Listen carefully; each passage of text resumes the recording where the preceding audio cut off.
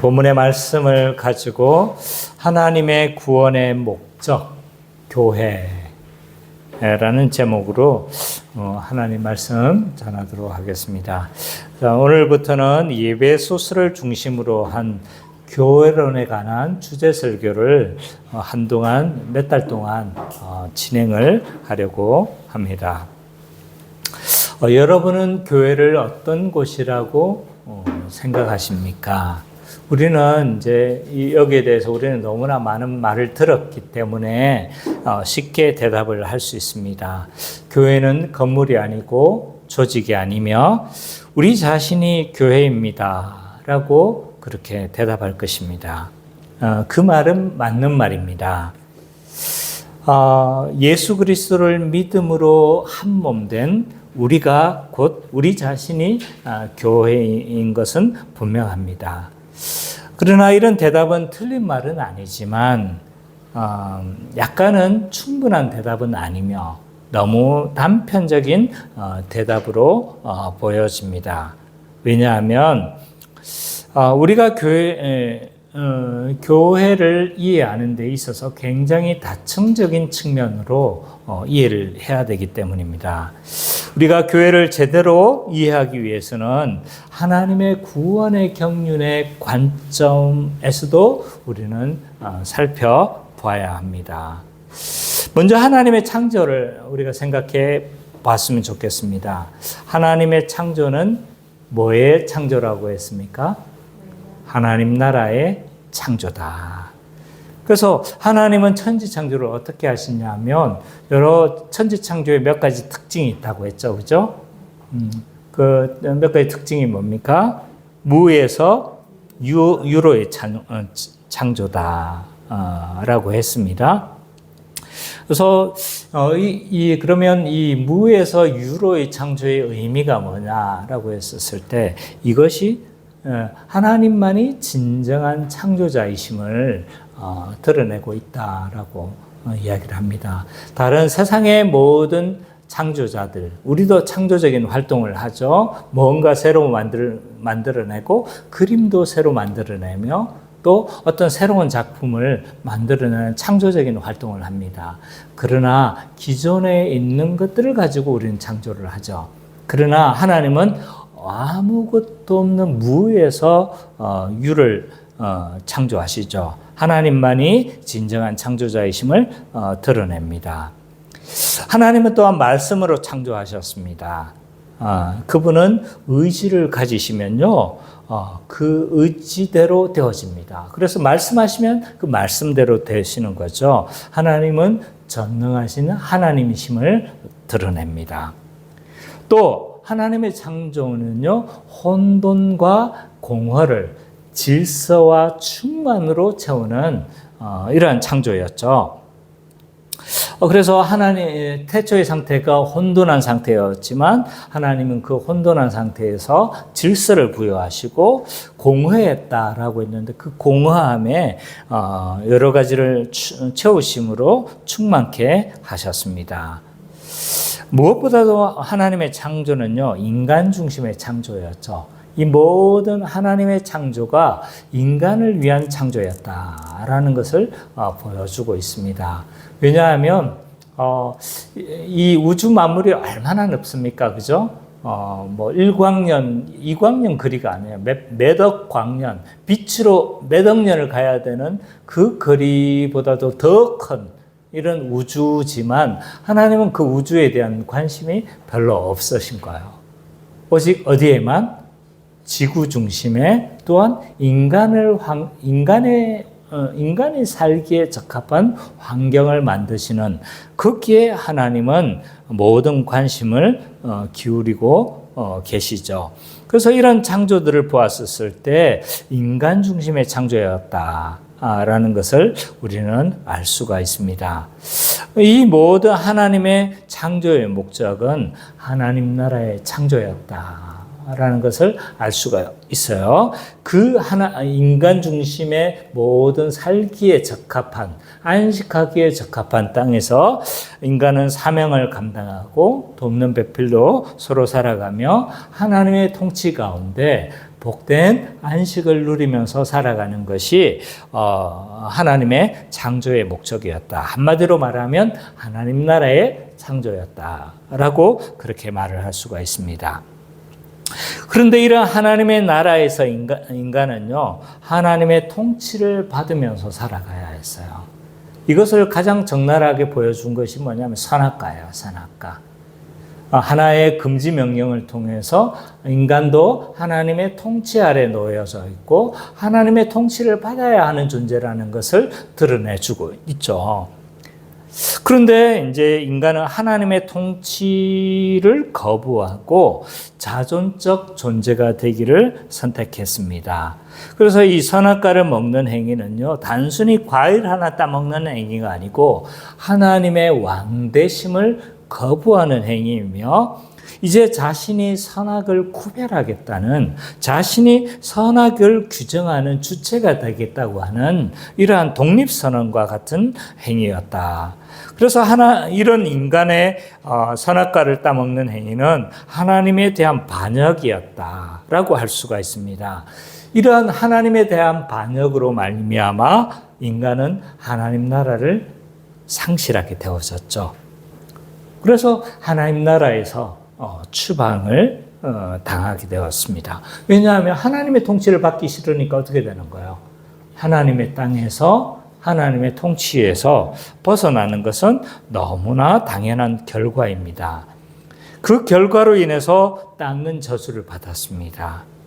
그래서 소산을 호락호락 내어주지 않았죠. 이런 세상 가운데서 인간은 결핍 가운데 살아갈 수밖에 없었습니다. 그리고 서로 돕는 배필로 살아야 될 인간들은요, 서로 지배하려는 관계로 변질되어졌고, 또 하나님이 주신 자연을 잘 다스려야 될 인간은 자연을 착취의 대상으로 여기고 이 자연을 함부로 남용하는 이러한 일들이 벌어졌습니다. 그런데 하나님은 이런 인류를 포기하지 않으셨죠. 3장 15절에서 원시적인 형태로 복음을 선포하십니다. 그래서 이 하나님은 죄로 인해 망가진 이 세상을 다시 회복하시겠다라고 3장 15절에서 이제 희미하게 드러냈습니다.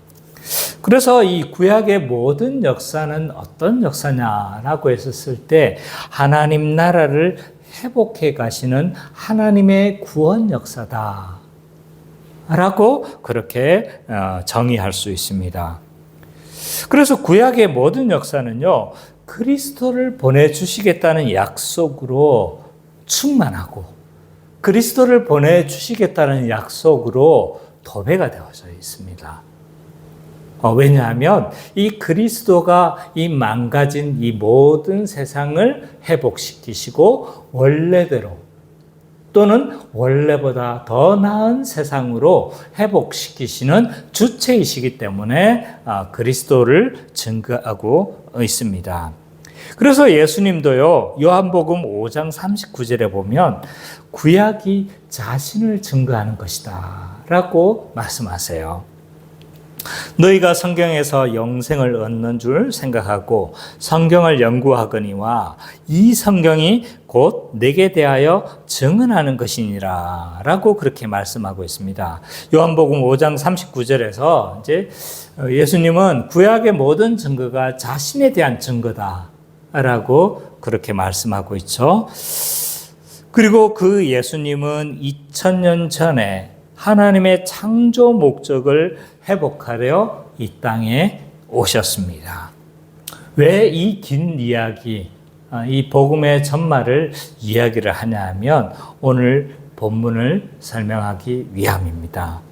오늘 본문은요, 예수 그리스도께서 어떻게 하나님의 창조의 목적을 회복하고 계시는지 잘 보여주고 있기 때문입니다. 먼저 3절과 14절이 한 문장을 이루고 또 이 15절과 19절이 한 문장을 이룹니다. 그리고 20절과 23절이 한 문장을 이룬다고 할 수가 있습니다. 먼저 3절과 14절을 살펴보면요. 삼위 하나님께서 어떻게 구속을 이루었는지에 대해서 설명을 하고 있는 장면이죠. 우리 선미자매가 한번 읽어주시겠습니까? 빠른 속도로 좀 읽어주세요. 14절까지요. 찬송하리로다 하나님 곧 우리 주 예수 그리스도의 아버지께서 그리스도 안에서 하늘에 속한 모든 신령한 복을 우리에게 주시되 곧 참세전에 그리스도 안에서 우리를 택하사 우리로 사랑 안에서 그 앞에 거룩하고 흥미없게 하시고 그 뜻이 뜻대로 우리를 예정하사 예수 그리스도로 말미암아 자기 아들 우리를 하셨으니 이는 그가 사랑하시는 자 안에서 우리에게 거룩하심과 그 은혜의 영광을 찬송하게 하려는 것이라. 우리는 그리스도 안에서 그의 은혜의 풍성함을 따라 그의 피로 말미암아 승리하고 죄사함을 받았느니라. 이는 그가 모든 지혜와 총명을 우리에게 넘치게 하사 그 뜻의 비밀을 우리에게 알리신 것이고 그의 기뻐하심을 따라 그리스도 안에서 때가 찬 경륜을 위하여 예정하신 것이니 하늘에 있는 것이나 땅에 있는 것이나 그리스도 안에서 통일되게 하려 하십니다. 모든 일을 그의 뜻의 결정대로 일하시는 이의 계획을 따라 우리가 예정을 입어 그 안에서 기업이 되었으니 이는 우리가 그리스도 안에서 전부터 바라던 그의 영광의 찬송이 되게 하려 하시니라. 그 안에서 너희도 진리의 말씀 곧 너희의 구원의 복음을 듣고 그 안에서 그와 믿어 약속의 성령으로 인치심을 받았으니 이는 우리의 기업의 보증이 되사 그 얻으신 것을 손량하시고 그의 영광을 찬송하게 하려 하시니라.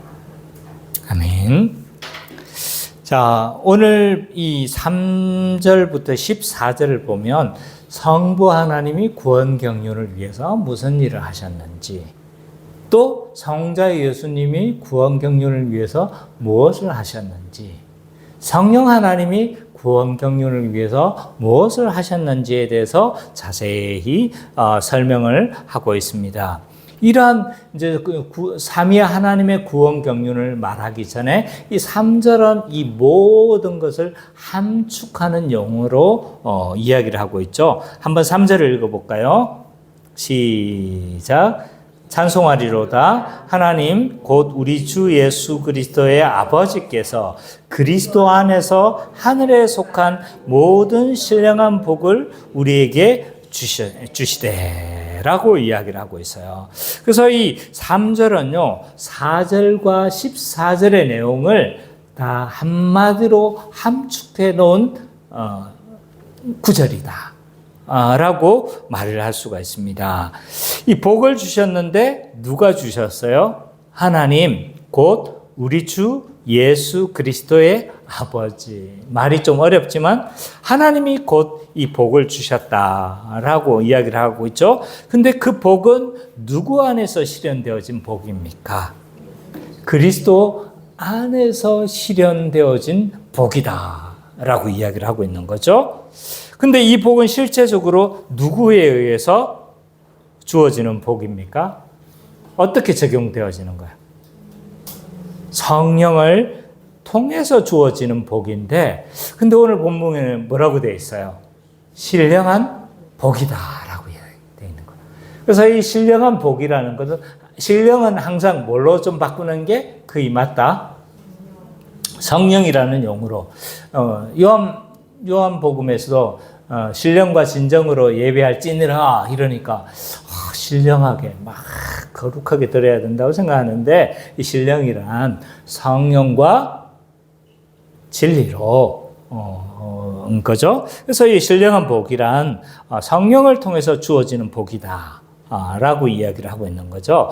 그래서 이 성부, 성자, 성령 하나님이 주어졌죠. 하나님에 의해서 그리스도 안에서 그리스도를 통해서 주어지는 복이고, 이것이 성령을 통해서 실현되어지는 복이다라고 이야기를 하고 있는 거죠. 그러면서 4절과 6절에서 성부 하나님이 이 구원을 위해서 무슨 일을 하셨는지, 7절과 12절에서 성자 예수님이 무엇을 하셨는지, 13절에서 14절에서 성령 하나님께서 이 구원 경륜을 위해서 무엇을 하셨는지에 대해서 쭉 언급을 하고 있습니다. 먼저 4절과 6절을 볼까요? 4절과 6절을 보니까 성부 하나님은 이 구원 경륜을 위해서 무엇을 하셨는가라고 했었을 때 한마디로 말하면 성부 하나님은 택하셨다는 거예요. 계획하시고 이 모든 구원들을 다 어떻게 하셨다는 거예요? 예정하시고 계획하시고 하나님 안에서 이 하나님의 백성 된 자들을 어떻게 하셨다는 거예요? 택하셨다라고 이야기를 하고 있습니다. 그래서 창세 전에 우리를 택하시고 그 기쁘신 뜻대로 예정하셨다라고 말씀하고 있습니다. 근데 이 택하심의 목적이 뭐래요? 택하심의 목적이 뭔가요?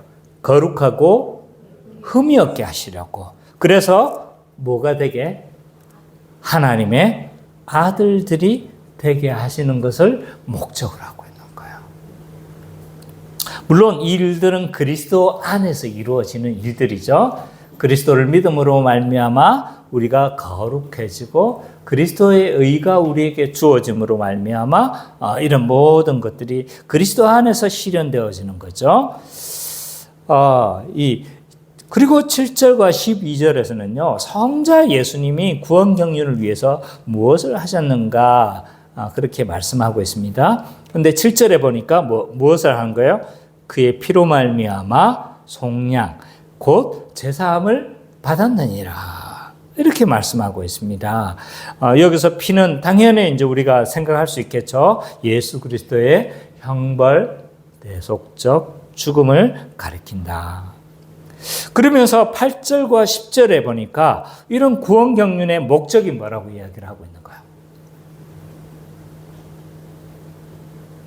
그리스도 안에서 만물이 통일되게 하려 합니다 라고 되어 있는 거예요.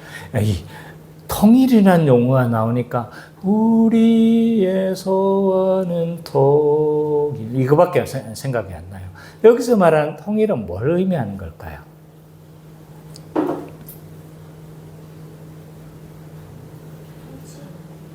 통치. 감사합니다. 일단 이야기해 주셔서 감사해요. 네. 여기서 말하는 통일은 뭐냐? 그리스도 안에서 모든 것이 제자리로 돌아가는 것, 제자리를 찾는 것을 의미한다 라고 말을 할 수가 있습니다. 하나님은 천지를 하나님 나라를 창조하셨죠? 근데 타락으로 인해서 하나님 나라가 망가졌다기보다는 어떻게 된 거예요? 유보 중단되어진 거죠. 그죠? 그래서 이 피조물도 저주를 받고 모든 상태가 제자리가 아닌 거예요. 근데 그리스도 안에서 통일되게 하기 위함이다라는 건 뭐 한 거예요?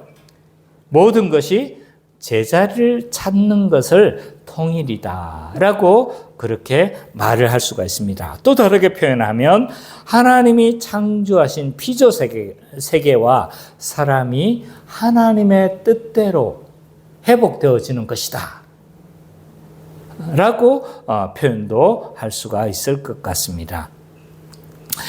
그리고 11절과 12절은요, 이런 만물의 통일이 어떻게 주어지는가?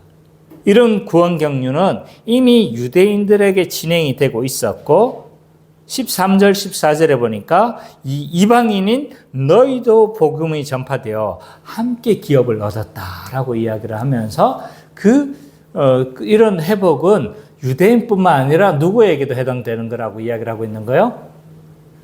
모든 이방인에게도 해당되어지는 것이다 라고, 그래서 함께 기업을 얻었다라고 그렇게 말씀하고 있습니다. 그러면서 13절부터 14절을 봐보면 성령께서 이런 구원의 경륜을 위해서 무엇을 하셨는가 말씀하고 있어요. 성령님은 예수 그리스도의 십자가 복음을 믿는 자들에게 인치십니다. 인치심이 뭐냐? 인을 친다는 그 인이 뭐라고 했어요? 도장 찍는 거다. 도장을 왜 찍어요? 소유권이 내 소유가 되었다. 그래서 소유권이 그리고 도장을 이미 가계약과 같은 거야. 딱 찍어 놓으니까 보증이 되는 거죠, 그죠? 가계약과 같아서 미리 맛보다 이런 의미도 있습니다. 그래서 인치심을 받은 자들은요, 하나님의 것이 되었기 때문에 하나님의 상속자가 되는 거죠. 또 인치심을 받았기 때문에 하나님의 아들로서 천국의 복락을 미리 맛보는 자이기도 하다.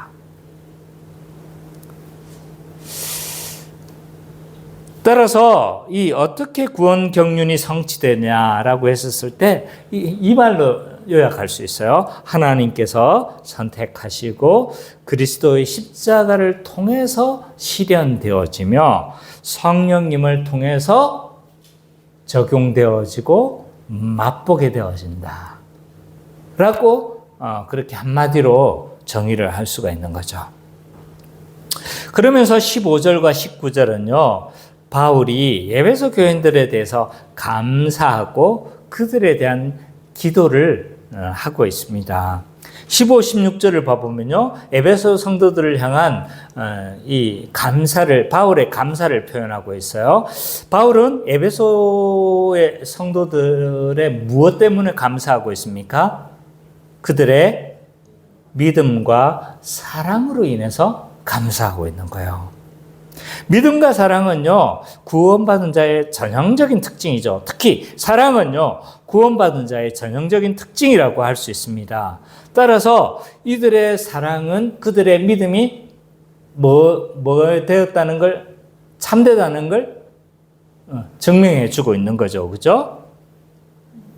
그러면서 이 17절과 19절에서는요, 바울은 에베소 성도들을 위한 기도를 하고 있어요. 크게 두 가지 맥락으로 기도해요. 하나는 지혜와 계시의 영을 주사 하나님을 더욱 잘 알기를 간구하고 있고, 둘째는 뭐예요? 부르심의 소망이 무엇이고 성도의 기업의 풍성함이 무엇이며 하나님의 능력을 깨닫기를 기도하고 있습니다. 부르심의 소망, 하나님의 기업의 풍성은 약간 비슷한 맥락이 있어요. 그래서 구원받은 자가 누리게 되어지는 여러 가지 복된 상태가 무엇인지를 알기를 원하는 거예요. 이것이 부르심의 소망이고 하나님의 기업의 풍성함이다 라고 말을 할 수 있는 거죠. 하나님의 능력을 알기로 기도하고 있는데 하나님의 능력이 무엇이냐 이것을 알기를 원한다고 했는데 이 바울 사도는요, 친절하게 하나님의 능력이 20절 이하에서 하나님의 능력이 무엇인지를 설명하고 있어요. 그래서 20절 이하에 봐보면 그리스도께서 살리셔서 만물 위에 주가 되시고 또 그 만물의 주가 되신 그리스도를 교회에 주신 것이 하나님의 능력이다라고 20절에서 23절에서 이야기를 하고 있죠. 자, 그러면 20절과 23절은 하나님의 능력이 구체적으로 무엇인지를 설명하고 있는데요. 이 부분을 우리 예찬 형제가 한번 읽어주세요. 그의 능력이 그리스도 안에서 역사하사 죽은 자들 가운데서 다시 살리시고 하늘에서 자기의 오른편에 앉히사 모든 통치와 권세와 능력과 주권과 이 세상뿐 아니라 오늘 세상에 일거지는 모든 일을 위해 뛰어나게 하시고 또 만물을 그의 발 아래 복종하게 하시고 그의 만물 위에 교회의 머리로 삼으셨느니라.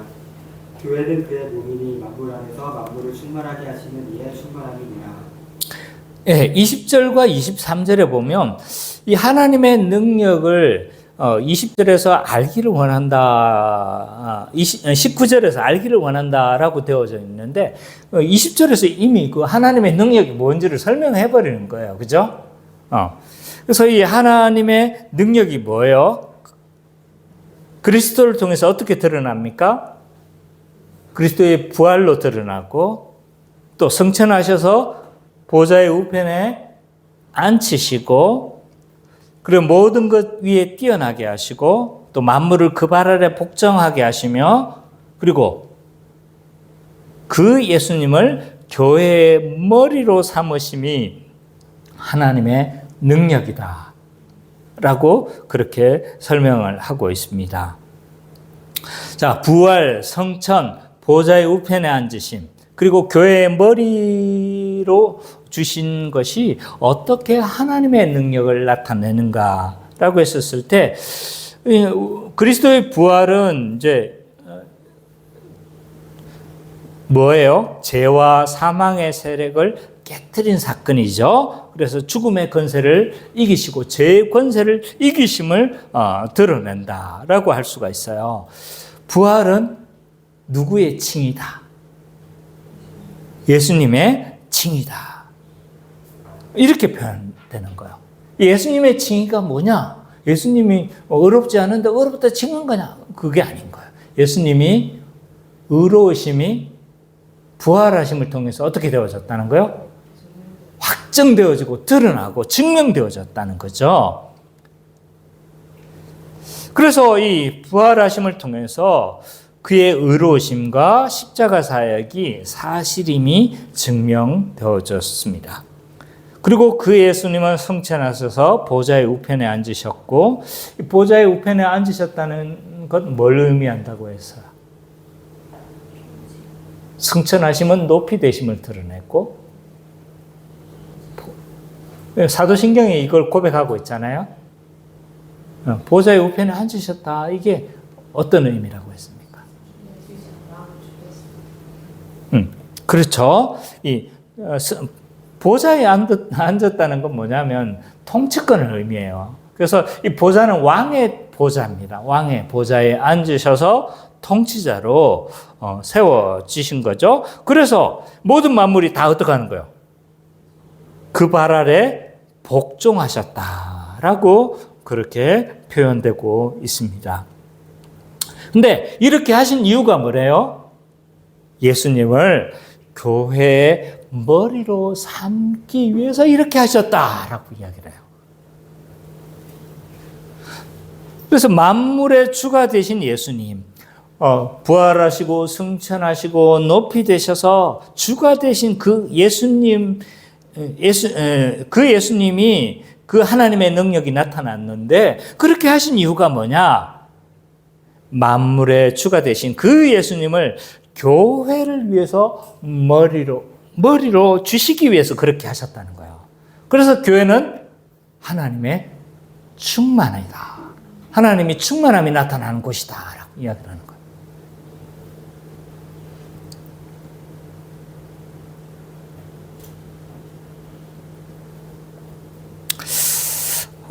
그래서 3절과 23절을 한마디로 요약하면 이렇습니다. 바울은 삼위 하나님의 사역의 결과로 교회가 세워졌다 라고 이렇게 간단하게 언급할 수 있고, 교회가 세워졌으며 그 교회는 하나님의 충만함이 거하는 곳이다. 뭐 이렇게도 더 추가적으로 설명할 수도 있겠죠. 그죠? 뭐 간단하게 표현하면 바울은 삼위 하나님의 사역의 결과로 교회가 세워졌다라고 그렇게 말하고 있습니다. 자, 그러면 오늘 이 말씀이 오늘 우리에게 어떻게 적용되어지는지 살펴보도록 하겠습니다. 첫 번째로 교회는 삼위 하나님의 구속의 결과로 교회가 세워졌음을 알아야 합니다. 우리는 앞에 서론에서 살펴본 것처럼요, 하나님의 창조의 목적은 하나님 나라였어요. 하나님은 자신의 언약 백성들에게 하나님 나라를 주시고자 했어요. 그리고 그 언약을 맺는 자들에게 무엇인 거예요? 하나님 나라를 주시고 그 하나님 나라에서 안식을 누리며 살아가기를 원하셨어요. 이 하나님의 나라, 하나님의 통치를 받는 자들이 누구냐? 성경은 구약에서 뭐라고 표현하고 있냐면 하나님의 통치를 받는 자들을 하나님의 백성이다 라고 이야기를 하고 있고, 이 하나님의 백성을요 헬라어로 번역한 것이 뭐냐면 에클레시아. 그러니까 하나님의 백성과 교회는 뭐다? 같은 말이다. 그래서 이 하나님의 나라, 하나님의 통치를 받는 자들이 곧 하나님의 백성이고 곧 교회이다. 근데 아담과 하와는요, 하나님의 백성이었지만 하나님의 통치를 거부하고 자존적 존재가 되려고 했습니다. 근데 이런 인간의 범죄에도 불구하고 하나님 나라를 회복하시겠다라고 말씀하셨죠. 근데 이 하나님 나라를 회복하시겠다는 것을 뭘 통해서 계속 좀 뭐라고 해야 될까요? 무엇을 통해서 이것을 계속 말씀하고 계시냐면 하나님 나라를 회복하기 위한 수단으로서 구약은 계속 뭘 하냐면 언약을 맺어가시는 거예요. 언약. 아브라함 언약을 통해서는 하나님 나라를 회복하시겠다 약속하시고 모세 언약을 통해서는요 하나님 나라의 백성이 어떤 곳인지를 하나님 나라 백성은 어떻게 살아야 되는지를 계시해 주고 계시고 다윗 언약을 통해서는 하나님 나라는 영원한 왕이 다스리는 나라임을 보여주시는 거죠. 그리고 새 언약을 통해서는요 하나님 나라가 메시아를 통해서 성취되어질 것을 말씀하고 있습니다. 하나님은 그 언약의 성취자로서 예수 그리스도를 이 땅에 보내주셨어요. 예수 그리스도가 하신 일이 뭐예요? 형벌 대속적 죽음을 죽으셨죠. 죄를 사하시고 의를 우리에게 주셨습니다. 따라서 이 땅에서 하나님의 십자가 사역은 한마디로 뭐냐? 하나님의 백성을 만드는 사역이다. 라고 말을 할 수 있는 거예요. 하나님은 거룩한 분이시기 때문에 그의 나라는 의의 나라인 거예요. 죄가 있는 자는 그 나라에 들어갈 수가 없는 거예요. 그래서 예수 십자가를 통해서 어떻게 하시는 거예요? 그의 백성을 만드시고 그의 백성을 하나님 나라로 들어가게 하시는 것이 예수 그리스도의 십자가 사역을 통해서 이루어졌다라고 말을 할 수가 있습니다. 그래서 이 예수님의 십자가 사역을 통해서 하나님의 통치를 받는 하나님의 백성이 탄생했고 그 하나님의 백성이 곧 교회인 거예요. 이것을 또 다르게 말을 한다면요. 예수 그리스도의 구속의 결과로 탄생한 것이 뭐냐? 교회이다. 말을 할 수 있는 거예요.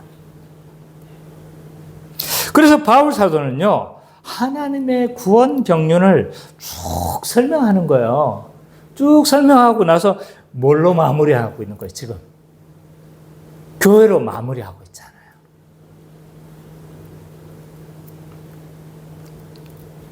우리는 이 본문을 통해서 여기에서 우리는 뭘 생각해야 할 수가 있느냐 하면요. 교회가 얼마나 영광스러운 곳인지를 알아야 돼요. 예수 그리스도의 십자가 사역의 결과로 탄생한 게 뭐예요? 교회인 거예요, 교회. 성부 하나님은 이 교회를 탄생하기 위해서 이 구속을 창세전부터 예정하셨어요. 성자 예수님은요, 이 교회를 탄생하고 이 구속을 이루기 위해서 처참한 형벌 대속적 죽음을 죽으셔야만 했습니다. 성령님은요, 이 구원받은 한 사람을 인치시고 보증하시고 이끌어 가시고 인도하시죠. 그렇게 하신 이유가 뭔가요? 교회를 위한 것이다. 그렇기 때문에 교회는요, 삼위 하나님의 구속의 결과인 거예요. 삼위 하나님의 구속의 목적인 것입니다. 그렇기 때문에 이 교회는요, 여러분들이 함부로 판단하고 교회를 함부로 비난할 그런 계제가 아닌 거예요.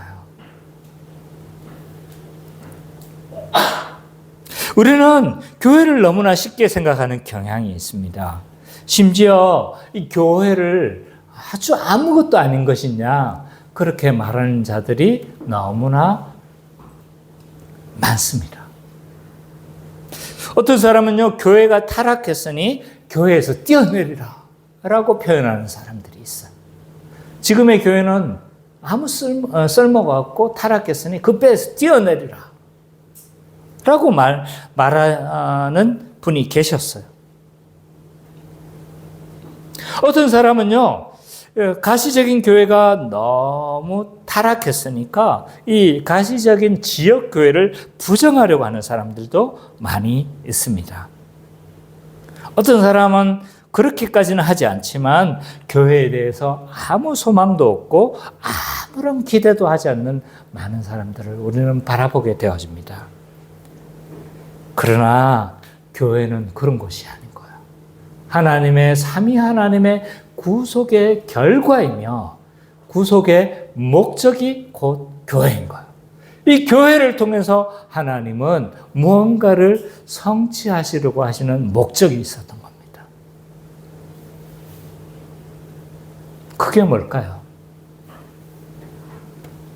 삼위 하나님은 이 교회를 탄생하게 하시고 교회를 목적으로 해서 이 구속 경륜을 이루셨는데 그 삼위 하나님께서 교회를 통해서 실현하려고 하시는 목적이 뭘까요? 그것은 하나님 나라를 교회를 통해서 구현하고 싶은 거예요. 그렇기 때문에 두 번째로 교회는 하나님의 구원의 결과로서 하나님 나라를 현시하고 하나님 나라를 유지하며 하나님 나라를 맛보아야 합니다. 교회를 통해서. 교회는요, 하나님의 창조의 목적이 성취되는 곳으로서의 역할을 합니다. 타락으로 인해서 하나님의 창조의 목적이 다 으그러졌잖아요. 그죠? 근데 이 교회를 통해서 어떻게 되는 거예요? 하나님의 창조 목적이 다시 회복되어지는 거예요. 이 교회를 통해서 만물이 통일되어지는 역사가 이 교회를 통해서 일어나는 거예요.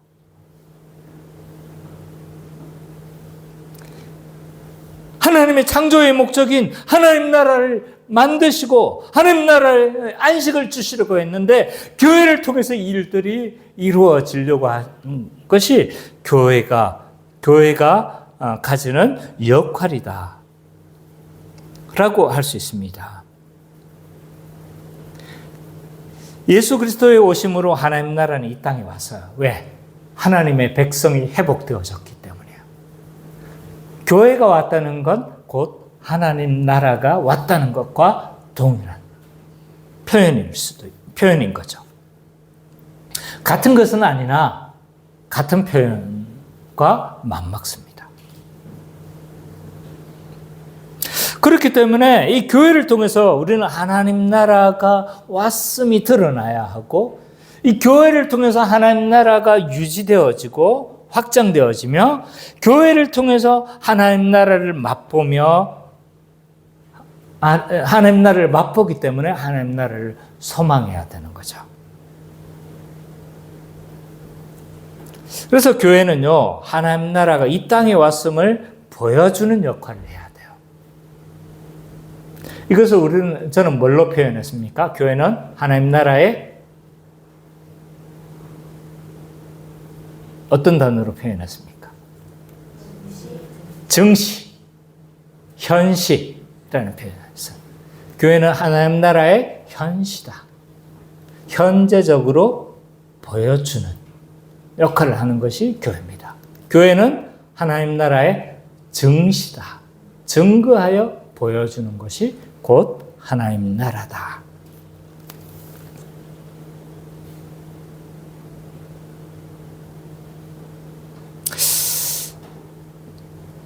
예수님은요, 이 복음서에서 이미 하나님 나라가 도래했음을 보여주셨습니다.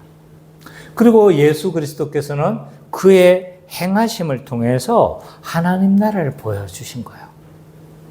복음서에서 어떻게 한 거예요? 예수님의 행하신 많은 기적이 뭘 보여주는 거라고 했어요? 하나님 나라를 보여주는 사역이었잖아요. 그의 가르침을 통해서 하나님 나라가 어떤 것인지를 알려주셨죠. 신약의 초대교회는요, 이것을 구현했어요. 서로 한 몸으로 여기고 유무상통했으며 가난한 자를 구제했습니다. 하나님 나라를 누리지 못하는 자가 없도록 구제하는 일들을 행했죠. 그래서 서로 한 몸이기에 서로 자발적으로 서로 사랑했고, 그래서 그 결과로 가난한 자가 없었습니다. 왜? 한 몸으로 서로 여기고 믿었으며 한 몸이기 때문에 서로 사랑했기 때문에 마치 우리가 책에서나 보았던 유토피아적인 이상이 초대교회에서 실현되어졌습니다. 하나님은요, 이 땅의 교회가 초대교회와 같이 한 몸임을 믿고 서로 사랑함으로 말미암아 하나님 나라가 교회를 통해서 정시되어지고 현시되어지기를 여전히 원하십니다. 교회는 서로 사랑해야 합니다. 서로 사랑할 때 하나님 나라가 현시되어집니다.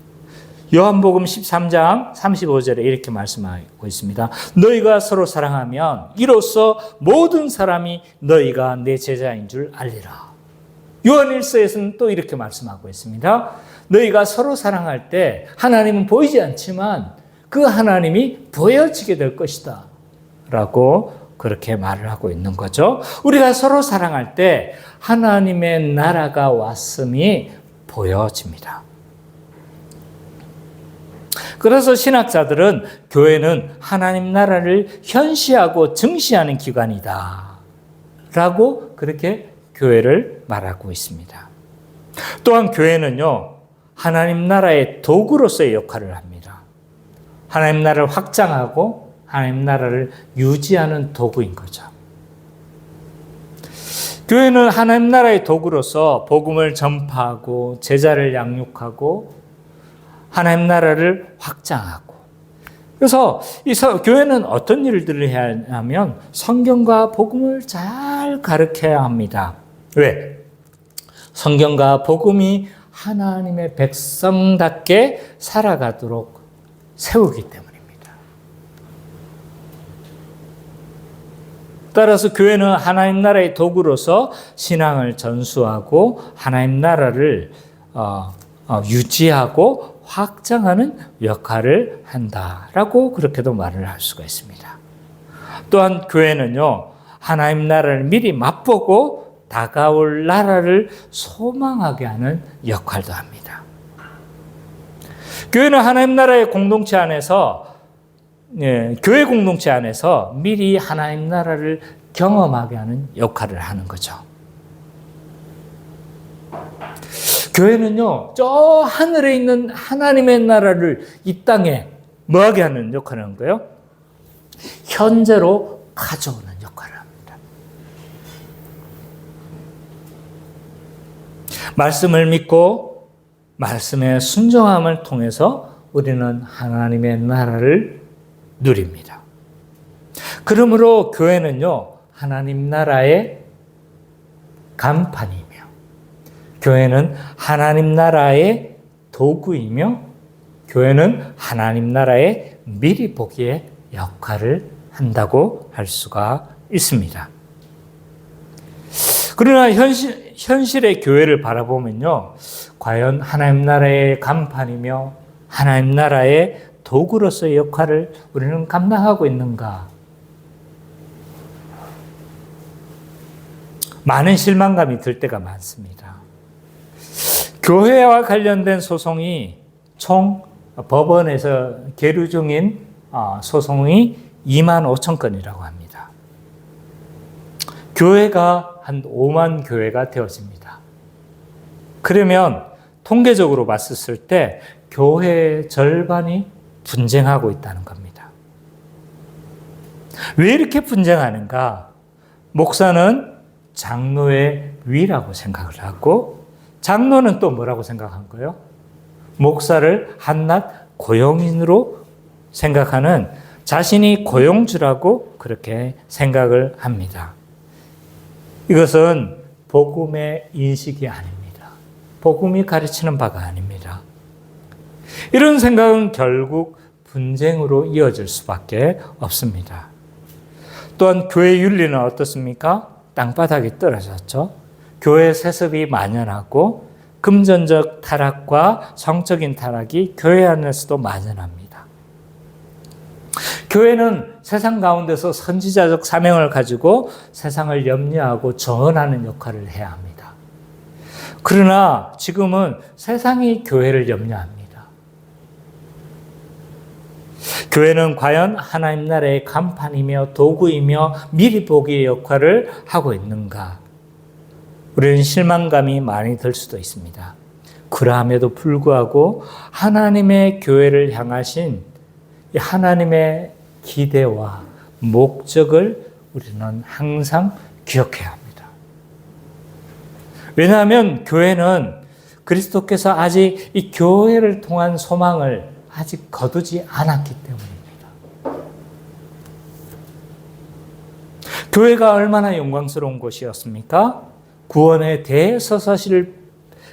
대서사시를 펼치고 교회를 그 정점 가운데 세우시고 교회를 통해서 하나님 나라를 펼쳐 보이려고 하셨고 교회가 그 하나님의 구원 역사의 결과로서 세워진 너무나 영광스러운 곳이 교회이지만 그리고 이 교회의 만물의 머리 되신 그리스도께서 주가 되셨는데 왜 주가 되셨는가?